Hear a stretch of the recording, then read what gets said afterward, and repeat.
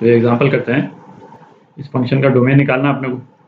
तो डोमेन के लिए एक तो ये वाली जो टर्म है जिस पे लॉग लेना है उस पे रिस्ट्रिक्शन क्या है कि x square plus x plus 1 ये ग्रेटर देन 0 होना चाहिए। ठीक। अच्छा, ये क्वाड्रेटिक इक्वेशन इसका डिस्क्रिमिनेंट जो है डी है ना, डोमेन नहीं डिस्क्रिमिनेंट बोल रहे हैं अपन, मतलब जो बी स्क्वायर माइनस 4ac वाली जो टर्म होती है ये क्या है, नेगेटिव है, दिख रहा है ना। बी स्क्वायर माइनस 4ac क्या हो जाएगा, -3। ठीक है, तो डिस्क्रिमिनेंट नेगेटिव, तो इसका इम्प्लीकेशन क्या हो गया, और ये जो इसका कोएफिशिएंट है ये कोएफिशिएंट पॉजिटिव है ना, +1 है यहाँ पे। तो इसका इम्प्लीकेशन क्या हो गया, ये वाला जो कर्व है वो कभी एक्स एक्सिस को इंटरसेक्ट कर ही रहा है ना, कभी ये 0 पे आएगा ही नहीं, पॉजिटिव ही रहेगा। एक्स की हर वैल्यू के लिए ये पॉजिटिव है ना, ये तो अपन देख चुके हैं। तो ये तो चूंकि पॉजिटिव ही है तो इसकी तो अपने को चिंता करनी ही नहीं।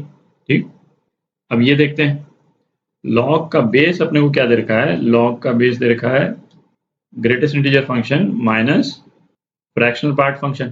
ठीक, और लॉग के बेस पे रेस्ट्रिक्शन क्या रहती है भाई, एक तो ये ग्रेटर देन 0 होना चाहिए, और दूसरी रेस्ट्रिक्शन क्या है कि लॉग का बेस जो है वो 1 नहीं होना चाहिए। ठीक है, ये दो रेस्ट्रिक्शंस हैं। अच्छा, अब ये वाला एक्सप्रेशन देखते हैं। जो फ्रैक्शनल पार्ट फंक्शन है, फ्रैक्शनल पार्ट फंक्शन की वैल्यूज जो है वो क्या आ सकती हैं, 0 से 1 है ना, 1 इंक्लूडेड नहीं है, राउंड ब्रैकेट है यहाँ पे। तो ये हो गया ग्रेटेस्ट इंटीजर फंक्शन माइनस 0 से 1, ये ग्रेटर देन 0 होना चाहिए। ठीक, तो ऐसा करते हैं, इसका एक बार ग्राफ बनाते हैं जरा। तो ग्रेटेस्ट इंटीजर फंक्शन जो है वो किस तरह से बिहेव कर रहा है, ये हॉलो सर्कल। ठीक है, फिर 1 पे इस तरह से जा करके ये हॉलो सर्कल और ये हॉलो सर्कल। ठीक है, तो अब देखें x की जितनी वैल्यूज जो हैं 0 से कम है ना, तो उस वाले केस में तो क्या होगा भाई, ये इंटीजर वैल्यूज होंगी बट सारी नेगेटिव इंटीजर वैल्यूज होंगी, और उसमें से एक पॉजिटिव फ्रैक्शनल पार्ट अपन और माइनस कर देंगे तो और नेगेटिव हो जाएगा। तो इसका मतलब x की नेगेटिव वैल्यूज तो हो ही नहीं सकती। ठीक है, अच्छा अब अपन देखते हैं x को 0 से 1 के बीच में। तो 0 से 1 के बीच में जो फ्रैक्शनल पार्ट फंक्शन है उसका शेप जो है वो क्या हो जाता है, ये हो जाता है। ठीक है, तो ग्रेटेस्ट इंटीजर फंक्शन ये येलो वाली लाइन है, और ये ऊपर वाली लाइन जो है वो फ्रैक्शनल पार्ट फंक्शन की है। तो इस वाले पीरियड में भी, किस पीरियड में, 0 से 1, 1 को सेपरेटली एनालाइज करेंगे अपन है ना, 0 से 1 के पीरियड में भी ये वैल्यू क्या आ रही है, ये वैल्यू नेगेटिव आ रही, -0 1, ये लेस देन 0 आ रही। तो 0 से 1 भी नहीं हम ले सकते। ठीक है, अच्छा x इजिकल टू यदि 1 हम लेते हैं तो ग्रेटेस्ट इंटीजर फंक्शन इसकी वैल्यू क्या आ जाएगी, 1 आ जाएगी। ठीक है, और फ्रैक्शनल पार्ट फंक्शन इसकी वैल्यू क्या आ जाएगी, 0 आ जाएगी।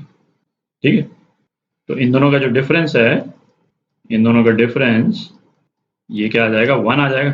ठीक है, और ये 1 जो है वो ये सेकंड कंडीशन है, इसको वायलेट कर रहा है। ठीक, तो x इजिकल टू 1 की वैल्यू भी हमको एक्सेप्टेबल नहीं है। तो अब आप देखें x ग्रेटर देन 1 है ना, x ग्रेटर देन 1 के केस में ये वाला जो एक्सप्रेशन है ना, ग्रेटेस्ट इंटीजर फंक्शन माइनस ये जो है ये पॉजिटिव हो जा रहा है। ठीक है, और 1 के बराबर भी नहीं होगा। तो x ग्रेटर देन 1 पे ये एक रियल वैल्यू फंक्शन हो सकता है क्या है ना। तो डोमेन जो है वो इस फंक्शन की क्या हो गई, 1 ओपन ब्रैकेट ले रहे हैं 1 से इन्फिनिटी। ठीक है, x इजिकल टू 1 नहीं हो सकता है ना, वो यहाँ पे अपन ने देख ही लिया। तो ये आपका आंसर। तो ये एग्जांपल करते हैं, फाइंड द डोमेन ऑफ है ना, ये एक्सप्रेशन दे रखा है अपने को। तो अंडर रूट के कारण रेस्ट्रिक्शन जो है वो अपने पास में क्या आ जाएगा, सेक साइन एक्स, ये होना चाहिए ग्रेटर देन 0। ठीक है, अच्छा और ये चूंकि 1 अपॉन अंडर रूट है तो उसके कारण एक और रेस्ट्रिक्शन अपने पास में क्या आ गया कि सेक साइन एक्स जो है वो इक्वल टू 0 नहीं हो सकता। ठीक है, तो इसका क्या मतलब निकला, सेक ऑफ साइन एक्स की वैल्यू जो है वो क्या वैल्यूज हो सकती हैं, -1 से 1, साइन एक्स की यही वैल्यू हो सकती है। ठीक है, और ये हमको चाहिए कि ये ग्रेटर देन 0 होना चाहिए। ठीक है, तो एक यूनिट सर्कल बनाते हैं। तो -1 से 1, और ये क्या है, रेडियन, और जो है वो कितना होता है अप्रॉक्सीमेटली 57 डिग्रीज के आसपास होता है, 60 डिग्रीज के आसपास।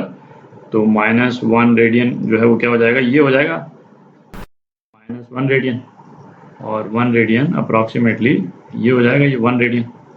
ठीक है, तो -1 रेडियन से 1 रेडियन ये जो एंगल वेरी कर रहा है वो यहाँ से यहाँ तक का एंगल वेरी कर रहा है। ठीक है, अच्छा यहाँ से यहाँ तक के एंगल वेरी में आप देखें कॉस की जो वैल्यू है, कॉस की वैल्यू क्या है ना, इस पॉइंट का एक्स एक्सिस पे प्रोजेक्शन, तो कॉस की वैल्यू यहाँ से यहाँ वेरी करेगी। ठीक है, जो कि क्या है, जो पॉजिटिव है। ठीक है, और सेक एक्स बेसिकली क्या होता है, 1/cos x होता है।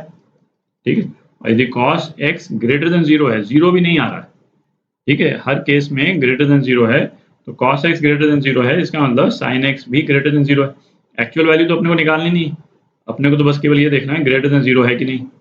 ठीक, तो x की हर वैल्यू के लिए cos x ग्रेटर देन 0 है, तो x की हर वैल्यू के लिए sec x भी ग्रेटर देन 0 हो गया। ठीक है, स्ट्रिक्टली ग्रेटर देन 0 आ रहा है, तो ये नॉट इक्वल टू 0 वाला जो कंडीशन है ये भी ऑटोमेटिकली सेटिस्फाई होगी।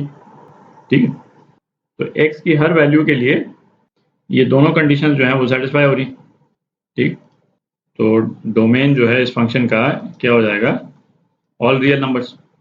ठीक, ये आपका आंसर।